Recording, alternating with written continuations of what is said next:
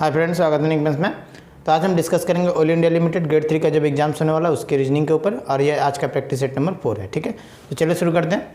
तो दोस्तों यहाँ पहला क्वेश्चन दिया हुआ है क्या कि Ajay went 15 kilometre to the west from his house. तो दोस्तों ये है आपका डायरेक्शन का क्वेश्चन। तो डायरेक्शन आपको पता ही होगा, ये हो गया आपका east, west and then north, ये हो गया आपका साउथ। ठीक है, तो ऐसे क्वेश्चंस एग्जाम्स में आते हैं और इस तरह क्वेश्चंस को कैसे करेंगे। तो दोस्तों सबसे पहले आपको एक स्टेप पढ़ना और डायरेक्ट बनाना है। ठीक है ना। तो यहाँ दिया हुआ है क्या कि Ajay went 15 kilometre to the west from his house. मान लेते हैं ये हाउस है और वेस्ट की तरफ जा रहा है, यानी वेस्ट कौन सा हो गया, इस साइड। तो इधर आएंगे हम लोग 15 किलोमीटर। तो ये डिस्टेंस हम लोग ले लेते हैं यहाँ से यहाँ तक। ठीक है ना, ये हो गया आपका 15 किलोमीटर। क्लियर। अब आगे देखते हैं। Then turn left and walk 20 kilometre. अब यहाँ से अब इस साइड जा रहा है ना, तो आप अपने आप को सोचोगे कि आप उस साइड जा रहे हो। तो आपका राइट से किधर होगा, ऊपर की तरफ होगा, लेफ्ट किधर होगा, नीचे की तरफ होगा। तो ये टर्न कौन सा ले रहा है, लेफ्ट। तो लेफ्ट यानी नीचे की तरफ, और कितना किलोमीटर जा रहा है, 20 किलोमीटर, यानी 15 से थोड़ा सा बड़ा लोगे आप। ठीक है, ये एज्यूम कर लेते हैं हम लोग। ठीक, अब आगे क्या बोल रहा है कि he then turn east and walk 25 kilometre. ठीक है ना। अब यहाँ से अब वो ईस्ट की तरफ, तो ईस्ट किधर है, इधर है। तो यहाँ से हम लोग ले लेते हैं, कितना जा रहा है, 25। तो ये 25 इससे बड़ा होगा, तो यहाँ तक हम लोग ले लिए 25 किलोमीटर। ठीक है, अच्छा। उसके बाद एंड फाइनली टर्निंग लेफ्ट। अब इस साइड अगर आप जा रहे हो तो लेफ्ट कौन सा होगा, इस साइड होगा, यानी ऊपर की तरफ। And turning left and then cover 20 kilometre. तो अब देखोगे दोस्तों, अब ये जब ऊपर की तरफ जा रहा है ना लेफ्ट टर्न लेने के बाद, तो कितना किलोमीटर, 20 किलोमीटर। ये इंपॉर्टेंट पॉइंट है। अब यहाँ देखो, ये स्ट्रेट लाइन है, कितना है, 20। तो ये भी आप 20 एकदम स्ट्रेट लाइन ही होगा। ठीक है ना। तो ये 20 और ये 20 दोनों इक्वल है। तो ये कहाँ से स्टार्ट हुआ रहा है, इस पॉइंट से स्टार्ट, इस लाइन से स्टार्ट हुआ था, यानी इस पॉइंट से। तो अब ये भी जो होगा ये कंप्लीट होगा जिस पॉइंट पे, यानी स्ट्रेट लाइन का ये पॉइंट पे होगा। ठीक है ना। तो अब आपसे पूछ क्या रहा है कि how far is he now from his house, यानी अब ये हाउस यहाँ से स्टार्ट था उसका। ठीक है, ये हाउस था, अब यहाँ से अब ये एंडिंग पॉइंट ये है इसका। तो अब ये स्ट्रेट लाइन होगा ना ये, तो ये कितना किलोमीटर होगा, ये आपसे पूछ रहा है। ठीक है, तो दोस्तों अब ये देखो, ये टोटल यहाँ से यहाँ तक स्ट्रेट लाइन कितना है, यानी ये दोनों सेम है क्योंकि ये पैरेलल है ना। तो ये भी लाइन और ये भी लाइन, दोनों लाइन क्या है, इक्वल है। तो ये टोटल कितना है, नीचे वाला 25, यहाँ से यहाँ तक कितना है, 15। तो इसमें कितना ऐड करोगे जो 25 हो जाए, तो 10 ही ऐड करोगे ना, है कि नहीं। तो ये आंसर हो जाएगा 10 किलोमीटर। ठीक है, तो इस क्वेश्चन का आंसर हो गया आपका 10 किलोमीटर, जो कि ऑप्शन नंबर है डी। तो दोस्तों नेक्स्ट क्वेश्चन, क्वेश्चन नंबर 2, यहाँ दिया हुआ है क्या कि Ashok's mother was 3 times as old as Ashok 5 years एगो। तो दोस्तों अब यहाँ देखोगे, ये है 5 years एगो, यानी अब 5 years एगो मीन्स आपको पता ही होगा, मान लेते हैं ये प्रेजेंट एज है। ठीक है, तो अगर इस साइड जाए तो ये क्या होगा, आफ्टर, नाउ, हैंस, आगे की तरफ। ठीक है, अगर आप बैक आते हो तो ये क्या होगा, एगो। तो अब ये है आपका 5 years एगो। तो इसको परसेंटेज बनाना होगा। तो यानी परसेंटेज बनाने के लिए क्या करना होगा, +5 years करना होगा, तब जाके परसेंटेज। और हम लोग जितना भी एज प्रॉब्लम सुने जिसके ऊपर क्वेश्चंस को करेंगे, सबको क्या करेंगे, परसेंटेज पे हम लोग काम करेंगे। क्लियर। तो अब हम लोग ले लेते हैं कि Ashok's mother's was 3 times as old as Ashok. तो अशोक का मदर, और ये किसके ऊपर डिपेंड है, अशोक के ऊपर। तो अशोक का एज x एज्यूम करते हैं, तो उसके अशोक के मदर का एज कितना होगा, 3 टाइम्स। बट ये कब है, 5 years एगो। परसेंटेज बनाना है तो क्या करेंगे, दोनों साइड 5 years प्लस करेंगे। क्लियर यहाँ तक।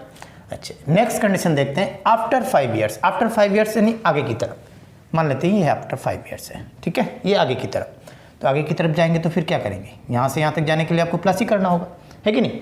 तो after 5 years she will be, she means Ashok's mother's. ठीक है, she will be twice as old as Ashok. ठीक है, तो अब देखोगे आगे की तरफ जा रहा है, ये हो गया यहाँ तक परसेंटेज। ठीक है ना। अब अगेन 5 years हो गया ये आफ्टर, एंड देन अब ये कितना हो जाएगा, x + 5 है आपका 10, एंड देन ये 3x + 10। ठीक है, ये हो गया आफ्टर 5 years। तो तो ये अशोक का मदर्स का एज 3x प्लस 10, यानी हो गया आपका 3x plus 10 is equals to twice, है ना, twice as old as Ashok. तो अशोक का एज कितना है, x प्लस 10, ठीक है। अब यहाँ से क्या करेंगे, x का वैल्यू हम लोग निकाल लेंगे। तो ये 2x इस साइड लाओगे 3x माइनस 2x यानी x। अब ये 10 से 2 को इंटू करोगे कितना हो गया 20, 10 को उस साइड लेके जाओगे साइन चेंज, यानी प्लस है तो उधर जाएगा तो माइनस होगा, तो 20 से 10 गया तो यानी कितना हो गया 10, यानी x का वैल्यू क्या मिला आपका 10। अब आपसे पूछ क्या रहा है कि how old is Ashok today, आज यानी प्रेजेंट का बात पूछ रहा है, ठीक है ना, कि अशोक का एज कितना है। तो दोस्तों अशोक का एज क्या था, पहले तो हम लोग x लिए थे, ये 5 ईयर्स एगो का था, बट हम लोग प्रेजेंट बनाए थे तो क्या किए थे x प्लस 5, है ना। तो अब इसमें क्या करेंगे, x का वैल्यू आपको मिला कितना 10 एंड देन 5 ऐड कर देंगे, तो 10 प्लस 5 कितना होगा दोस्तों, ये हो गया आपका 15, यानी 15 ईयर्स अशोक का एज हो जाएगा 8%, ठीक है। तो इस क्वेश्चन का आंसर हो जाएगा 15 ईयर्स, जो कि ऑप्शन नंबर है बी, ठीक है। तो दोस्तों इस तरह के क्वेश्चंस आप मेरे चैनल में देखना चाहते हो तो चैनल को सब्सक्राइब करके बेल आइकन को प्रेस कर लीजिएगा, ताकि आने वाले वीडियो का नोटिफिकेशन आपको आसानी से मिल सके। चलिए शुरू करते हैं नेक्स्ट क्वेश्चन को। तो दोस्तों नेक्स्ट क्वेश्चन नंबर 3 यहाँ दिया हुआ है क्या कि M is the son of P। तो दोस्तों ये है ब्लड रिलेशन का क्वेश्चन। तो अब इस क्वेश्चन को हम लोग कैसे करेंगे, तो सबसे पहले दोस्तों आपको पता ही होगा, अगर मेल कैंडिडेट हो तो उसके लिए हम लोग इंडिकेट करेंगे प्लस, और अगर फीमेल कैंडिडेट हो तो उसके लिए इंडिकेट करेंगे माइनस, ठीक है। तो चलिए शुरू करते हैं। तो सेम इस तरह के भी क्वेश्चंस को हम लोग एक स्टेप पढ़ेंगे और डायरेक्ट बनाएंगे, ठीक है ना, ऐसा नहीं कि पूरा क्वेश्चंस को एक बार पढ़ लोगे, ठीक है। तो देखोगे M is the son of P, तो M जो है ये सन है, यानी मेल है। किसका सन है भाई, P का है। तो P कहाँ होगा, तो अब P कहाँ होगा, P M जो है सन है P का, तो P कहाँ होगा, P इसके ऊपर ही होगा, है कि नहीं। तो हम लोग ले लेते हैं यहाँ पे P है, ठीक है। अब P का तो जेंडर दिया नहीं है, मेल भी हो सकता है यानी फीमेल भी हो सकता है, यानी इसका फादर और मदर दोनों में से कोई भी हो सकता है, ठीक है। तो आगे देखते हैं, Q is the grand mother of O, ठीक है। Q इज़ द डॉटर है ना, हाँ, ग्रैंड डॉटर ऑफ O, ठीक है। एंड हु, तो अब यहाँ देखोगे, अब ये दिया हुआ ना कॉमा देके हु, तो हु किसके बाद बोल रहा है, तो ये सामने वाला का बात बोल रहा है, याद रखोगे आप, ठीक है। Who is the husband of P, यानी कौन हस्बैंड है भाई, O है। किसका हस्बैंड है, P का। तो अब देखोगे ये है ना P, तो P का हस्बैंड हो गया कौन, ये हो गया आपका O, तो ये हो गया O, हाँ O हस्बैंड है तो यानी मेल है, तो ये फिर क्या होगा, अब ये मेल है तो ये फीमेल ही होगा, है कि नहीं, तभी तो हस्बैंड वाइफ हुआ, क्लियर। HW आप लिख दोगे, उससे पता चलेगा आपको कि ये हस्बैंड वाइफ है, क्योंकि एक ही लाइन में कौन कौन आते हैं, एक ही लाइन में हस्बैंड वाइफ भी आते हैं, एक ही लाइन में ब्रदर सिस्टर भी आते हैं, कजिन्स भी आते हैं, तो वहाँ आपको प्रॉब्लम ना हो, इसलिए आप क्या करोगे, हस्बैंड वाइफ की जगह HW, आप जैसा भी इंडिकेशन कर सकते हो, H या फिर W लेके, ठीक है ना। आगे देखते हैं हम लोग। हाँ, अब यहाँ देखोगे, अब ये सेंटेंस छूटा हुआ था ना, Q is the grand daughter of O, तो Q ग्रैंड डॉटर है, तो अब ग्रैंड डॉटर मीन्स क्या हो गया, अब इन दोनों का, अब ये लड़का है, ये कौन M, तो M का कौन होगा, ये फिर डॉटर ही होगा ना, तभी तो ये ग्रैंड डॉटर कहलाएगा, किसका, O का। तो ये हो गया आपका Q यहाँ, और ये हो गया डॉटर, क्लियर। अब देखोगे Q जो है ग्रैंड डॉटर है ना O का, और O जो है हस्बैंड है P का, है कि नहीं। अब आपसे पूछ क्या रहा है, अब ये पूरा कंप्लीट हो चुका है, ठीक है। आपसे पूछ रहा है कि how is M related to O, तो M रिलेटेड टू O यानी M क्या कहलाएगा O का, ये आपसे पूछ रहा है, ठीक है। तो M क्या कहलाएगा O का, तो M का ये है मम्मी, ये है पापा, है ना, यानी हो गया, ये हो गया मदर एंड देन ये हो गया फादर, ठीक है। तो O क्या कहलाएगा, O सन ही कहलाएगा, है कि नहीं, ये हो गया आपका सन, ठीक है, क्लियर। तो इस क्वेश्चन का आंसर हो जाएगा सन, जो कि ऑप्शन नंबर है फर्स्ट। तो दोस्तों नेक्स्ट क्वेश्चन नंबर 4 यहाँ दिया हुआ है क्या, if P means divided by, R means multiplied by, and T means 8 2 and W means हो गया आपका सब्ट्रैक्टेड फ्रॉम, देन ये आपका एक रिलेशन दिया हुआ है, ठीक है, इज इक्वल टू, इसका वैल्यू आपसे पूछ रहा है। तो सबसे पहले ऐसे क्वेश्चन एग्जाम से पूछे जाते हैं, कैसे करना होगा, तो डायरेक्ट, अब यहाँ जैसे 60 लिखा हुआ तो आपको 60 लिखना है, एंड देन T, तो T का मीन्स क्या है, T मीन्स इधर लिखा हुआ है 8 2 यानी प्लस दोगे आप, एंड देन 48, उसके बाद लिखा हुआ है P मीन्स हो गया आपका डिवाइड, ये हो गया आपका डिवाइड, एंड देन क्या है यहाँ पे 8।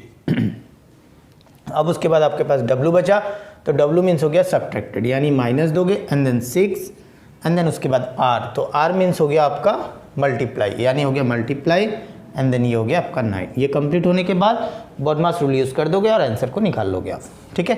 तो ये 8 से ये डिवाइड है तो कैंसिल करते हैं, 8 6 48, क्लियर ना। तो अब ये देखोगे +6 और ये है माइनस, अच्छे रुक जाओ, यहाँ पे इंटू है ना, तो पहले हम लोग क्या करते हैं, इंटू ही करते हैं, है ना। अब ये डायरेक्ट माइनस नहीं करोगे, ठीक है। तो अब हम लोग क्या करेंगे, 60 में +6 कर देते हैं, यानी 66, यहाँ तक हो गया एंड देन माइनस। अब 9 6 कितना होगा, 9 6 हो गया आपका 54, क्लियर।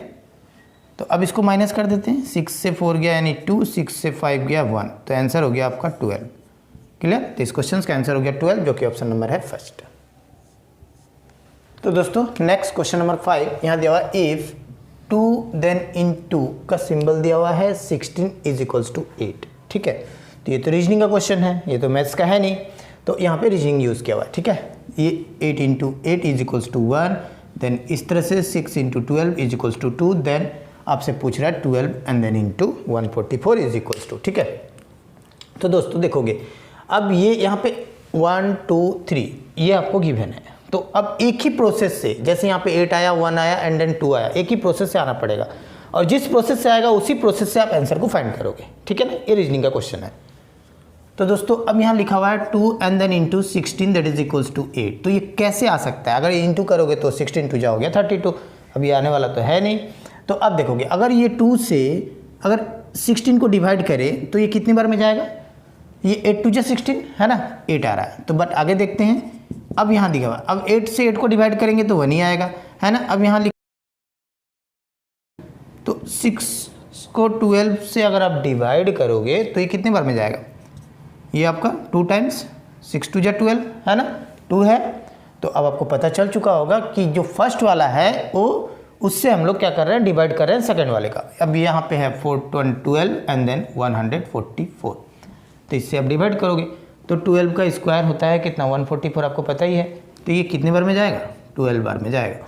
तो इस क्वेश्चन का आंसर हो जाएगा 12, ठीक है ना, जो कि ऑप्शन नंबर है डी। तो दोस्तों नेक्स्ट क्वेश्चन नंबर 6, यहाँ दिया हुआ है फाइंड द मिसिंग नंबर। तो अब ये आपका एक बॉक्स दिख रहा है, बॉक्स में बहुत सारा नंबर भी दिख रहा है आपको। अब यहाँ मिसिंग नंबर, ये आपका क्वेश्चन मार्क, ये आपको फाइंड करना है, ठीक है ना।